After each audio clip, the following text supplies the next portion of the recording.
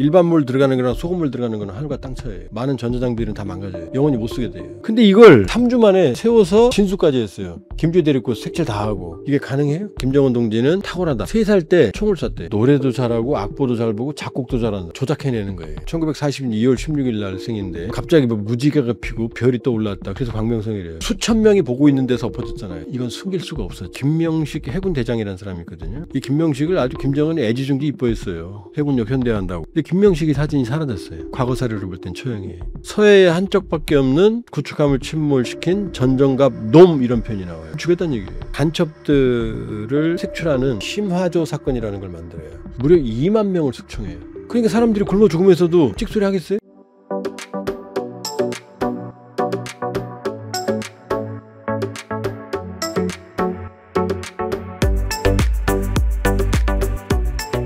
박사님, 북한에서 최신의 구축함이 진수 과정에서 넘어졌는데 이걸 인력으로 밧줄로 세웠다. 이거 대단하다라고 하는데 이거 일단 대단한 거 맞습니까? 그 과장이에요. 5,000톤급을 10만 명이 당겨도 못 세워요. 이제 인력이 보조적인 역할을 했을 거고, 다만 이제 여러 특수 장비를 활용해서 끌어올렸어요. 이제 세웠고, 근데도 엎어진 게 최악으로 엎어졌어요. 행진수라고 그래서 부두에서 바닷물로 처먹 빠뜨리거든요. 네. 무식해 보이지만 미국도 이렇게 해요.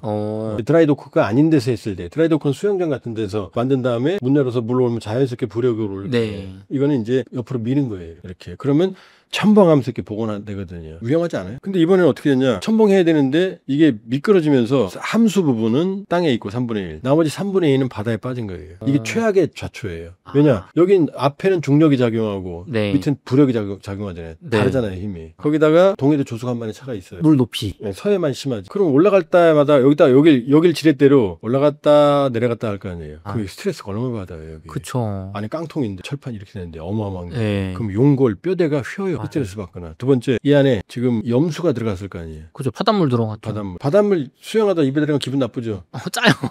기계도 마찬가지예요. 일반물 들어가는 거랑 소금물 들어가는 거는 하늘과 땅 차이예요. 많은 전자장비는 다 망가져요. 영원히 못 쓰게 돼요. 근데 이걸 3주 만에 세워서 진수까지 했어요. 김주희 데리고 색칠 다 하고. 이게 가능해요? 가서 야 이렇게 인력으로 세서 잘 쓴다라고 막 홍보하고 있잖아요. 새빨간 거짓말이죠. 거짓말이다. 겉을 페인트만 칠한. 만일에 저게 사실이다 그러면 기네스북에 올라가야지. 불가능한 일이다. 그러니까 근데 이게 김정은한테는 왜 상처냐? 북한은 극장국가잖아요. 북한의 후계자론이라는 책이 있거든요. 84년에 나온 건데 그거 제가 가지고 있어요. 진짜요? 네. 근데 거기에 보면 북한만 유일하게 그 다음 세대에 그 세습을 했거든요. 근데 그 후계자론에 뭐라고 나오냐면 후계자는 수령의 핏줄이기 때문이 아니다. 그건 안 중요하다. 그게 아니라 바로 이 후계자가 너무나 탁월하기 때문이다. 이런 말이 나와요. 그 말이 되잖아요. 아들이 중요해서가 아니라 너무나 탁월해서 후계자 세우는 거야. 아무도 말 못할 거 아니에요. 그쵸. 능력이 좋아. 근데 김일성 아들 김정일이 그렇게 탁월한 후계자냐? 김정은 아들 김정일이 그렇게 탁월한 후계자냐? 그렇게 안 보이죠? 김정일 딸 김주혜 탁월해 보여요? 그러니까 이 사람들은 뭘 만들어야 되느냐? 탁월하려면 성과가 있어야 될 거 아니에요. 그쵸. 그래서 위대성 교양 자료라는 게 있어요. 이 사람이 얼마나 위대한지. 그러니까 김정일이 직접 한 말이에요. 제 자료 있어요. 김정은 동지는 탁월하다. 3살 때 총을 쐈대. 3살 때요? 네. 그러니까 실제로 나오는 말이에요. 과장 아니에요. 위대한 교양 자료. 3살짜리가 총을 들어요? 들심도 없을 것 같아. 힘이 있나? 더 재밌는 게 3살 때 자동차를 운전해. 다리가 닿아요? 악셀에? 안 닿을 것 같아. 안 닿죠. 3살이면 이게 창문도 안 보여요. 그럼요. 그 다음에 김정은은 노래도 잘하고 악보도 잘 보고 작곡도 잘한다. 말 돼요? 조작해내는 거예요. 탁월한 신비로운 힘이 있다라고. 그러니까 뭐 광명성 그러죠. 광명성절 김정일 생일. 1940년 2월 16일 날 생인데 갑자기 뭐 무지개가 피고 별이 또 올랐다. 그래서 광명성이래요. 거짓말이지. 백두산이 그 2월 달이면 영하 40도 50도인데 그 만삭인 여자가 애나라 미령에 올라가요. 거기 말이 안 되지. 우리나라도 그 옛날에 러시아 극동이거든요. 김정은도 지금 20대 후반에 집권했잖아요. 네. 그러니까 자기를 위대하게 만들어야 돼요. 자기가 명령하면 다 이루어져야 돼요. 그쵸. 아파트 올려 53층, 아파트 올려 20층 무너져. 지금 53층짜리 은하는 지금 균열되고 있어. 만들어. 그 안 중요해요. 일단 내가 말했으니까 됐으니까. 구축함 만들어 뚝딱거려 싹 치워. 근데 이게 엎어졌잖아요. 자기 눈앞에 수천 명이 보고 있는 데서 엎어졌잖아요. 자기 딸이랑. 조선중앙텔레비 카메라 노동신문 다 있는 데서. 자랑하려고 준비한 건데. 그렇죠. 이건 숨길 수가 없었죠. 그쵸. 숨기려면 숨겼죠. 다 보고 있는데. 거기다 서방의 인공위성으로 우리 인공위성으로 다 보고 있잖아요. 맞아요. 자빠졌네, 좀 움직였네, 매일매일 보도하니까 열받은 거지. 그러니까 바로 지금 확인된 것만 5명. 을 구속했거든요. 그런데 지금 일부 처형설이 있어요. 아니 뭐 사람이 실수할 수도 있고. 김정은이 한 말이에요. 있어서도 있을 수도 없는 용납 못할 범죄적 행위로 된다 이렇게 말했어요. 아니 배 띄우다가 엎어졌는데 무슨 범죄예요? 이게 실수지 그냥 업무상 과실이지. 그렇죠. 아니 뭐 그런 식으로 다 사람 죽이고 하면 뭐 나만 할 사람이 어디 있어요? 어떻게 죽였다고 하는 게 추정이 나오느냐. 장성택이 2013년 12월에 처형당하거든요. 장성택 북한은 숙청, 특히 정치적 숙청, 정치적 생명, 물리적 생명을 제거하면 그 사람이 나왔던 기록영화에서 그 부분을 도려내요. 지워요. 실제로 그렇게 해요. 영화에 옛날에 여기 이 사람이 지나가다 갑자기 없어져요. 네. 지워져요. 김정은 옆에 서 있어도 네. 그걸 딱 지워요. 근데 이번에 보니까 청진 조선소 소장 김명식 해군 대장이라는 사람이 있거든요. 이 김명식을 아주 김정은이 애지중지 이뻐했어요. 해군력 현대한다고. 근데 김명식이 사진이 사라졌어요. 그럼 보통 이런 경우에는 처형해. 과거 사례를 볼 땐 처형해. 와. 이렇게 보면 과거에도 김정은 정권 들어와서 해군 장성을 처형한 적이 있어요. 그 기록 제가 가지고 있어요. 2013년에 서해 전대장 1전대장 전정갑이라고 있거든요. 소장. 북한은 소장이 별 하나예요. 우리 네. 중장이 하나지만. 전정갑의 죄목이 뭐냐. 서해에 한 척밖에 없는 구축함을 침몰시켰다 이런 말이 나와요. 왜냐 북한의 해군력이 워낙 열악하니까 네. 북한의 배들은 다 스텔스함이라는 말이 있어요. 왜요? 나무로 돼 있어서. 아 진짜 배가 나무예요? 그 정도 농담인데. 그 정도로 낡았다. 네, 낡았다. 근데 그 구축함이 이 북한은 이번에 5,000톤급 나오기 전에 낮은급이라는 게 1,800톤급 제일 컸거든요. 근데 정말로 6.25 때 배예요. 바다에 떠 있는 게 기적일 정도예요. 근데 이걸 현대화한다고 자기는 충성을 한다고 뭐 장갑판 붙이고 덕지덕지 붙이면서 균형이 깨진 거예요. 그러니까 침몰했거든요. 그 충성하려고 한 거거든요. 근데 이 전정갑을 처형했어요. 아니 그렇게 낡은 배가 침몰할 수도 있는 거 아닙니까? 침몰 안 하면 이상하죠. 그렇죠. 거기다가 현대화 시킨다고 더덕덕 붙였어요. 그렇죠. 무리를 한 거지. 그래서 정확히 이렇게 나와요. 서해에 한쪽밖에 없는 구축함을 침몰시킨 전정갑 놈 이런 표현이 나와요. 죽였다는 얘기예요.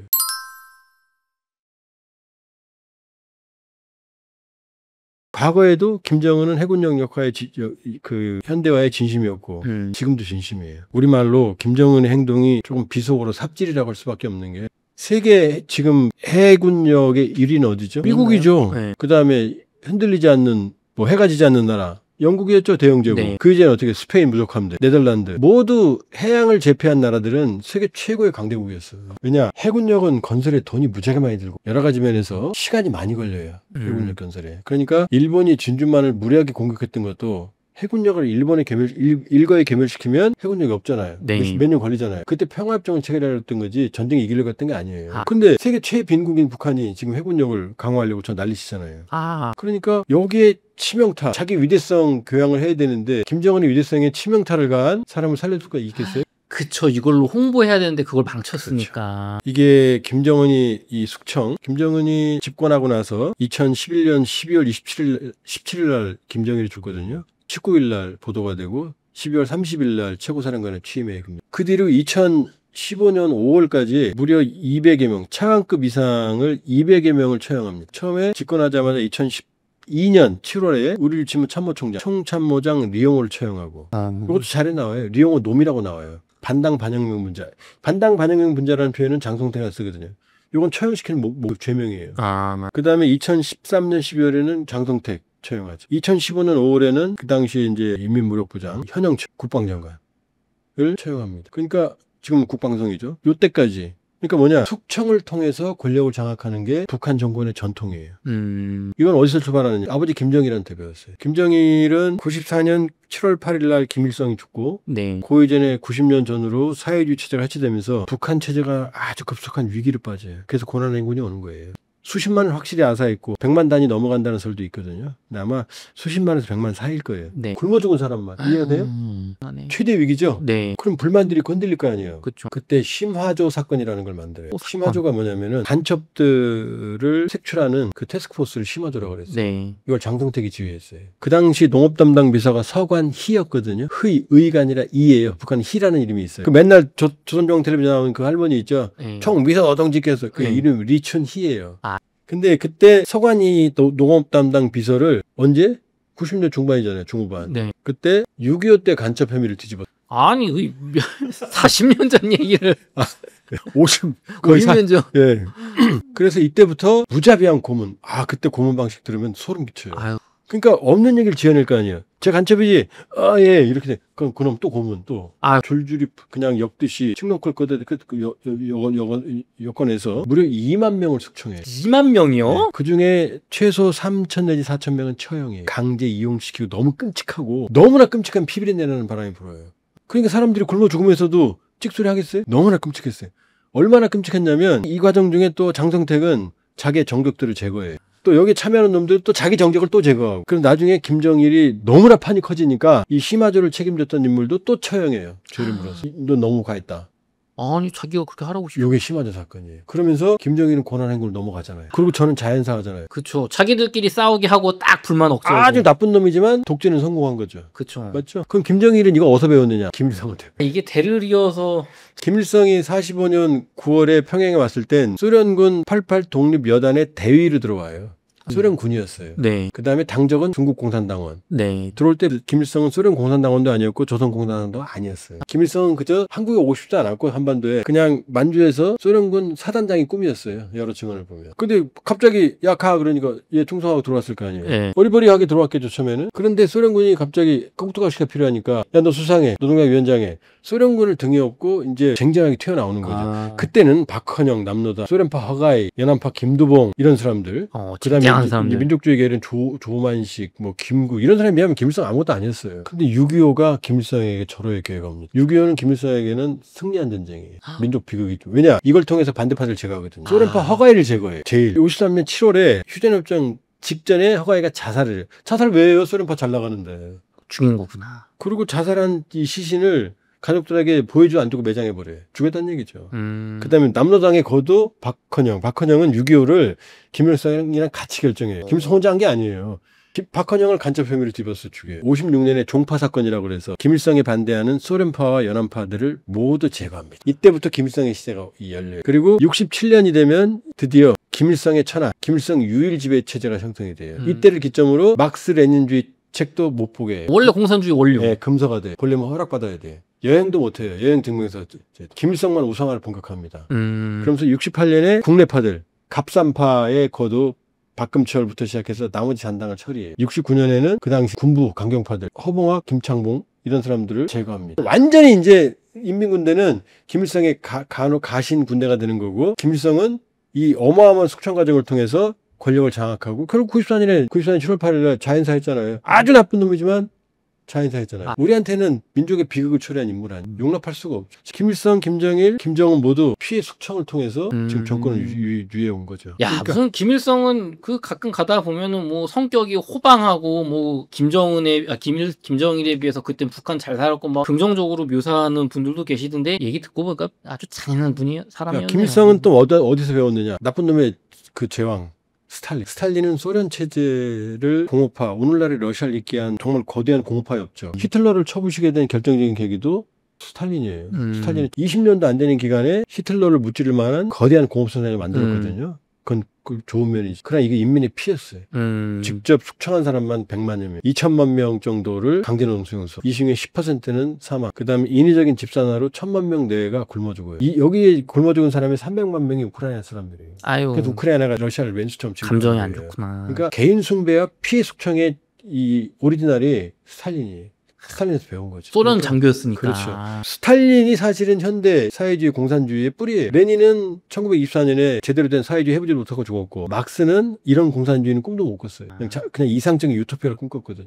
그러니까 스탈린의 대숙청, 김일성, 김정일, 김정은을 이어지는 피해 숙청의 역사는 계보가 있는 거죠. 박사님, 그럼 마지막 질문입니다. 요번에 배 이제 제대로 못하면서 이렇게 숙청하면서 하고 있는데 이게 원래 목적은 김주애를 우상화해서 후계자로 하기 위한 어떤 뭐랄까 우상화 작업이었던 거, 위대함. 근데 여기 실패했잖아요. 대실패. 그럼 앞으로 김주애의 어떤 후계 구도나 혹은 김정은 정권의 정통성에 좀 영향이 있을까요? 김정은 정권의 심각한 내상이죠. 왜냐면 보여주기식 정치의 한계가 다들 알지만 말을 안 했는데 엎어졌잖아요. 위험하다. 그러니까 이건 김정은식 극장 정치의 치명타다. 그러나 김주애의 위상은 더 강화될 거다. 이번에 진수식을 보면 김정은이 이렇게 내려와 있고 김주애가 김정은보다 한 계단 위에 있는 사진이 있어요. 머리 하나가 더 올라가 있는 거죠.